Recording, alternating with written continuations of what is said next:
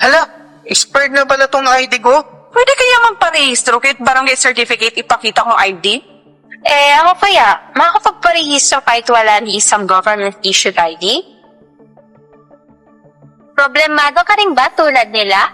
Dahil hindi sigurado kung tatanggapin ang ipapakita mong ID ngayong voter registration? Don't worry, we gotcha!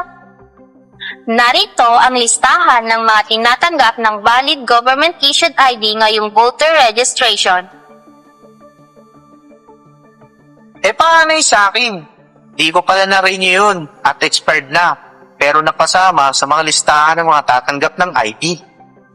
Kasama man sa listahan ang government-issued ID na hawak mo, pero kung ito ay expired o paso na, hindi rin ito pwedeng gamitin sa voter registration dahil kailangan na valid government-issued ID ang ipakita.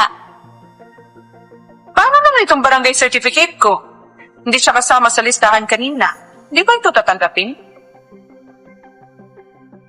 Hindi po tatanggapin ang barangay certificate at ID, company ID, sedula at police clearance sa pagpaparehistro bilang botante.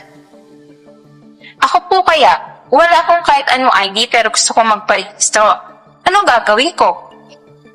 Kung wala kang kahit ni isang valid ID, maaaring magpatunay ng iyong pagkakakilanlan ang sinumang rehistradong botante sa presinto kung saan mo balak magparehistro o ang iyong kamag-anak within 4th civil degree of consanguinity o affinity.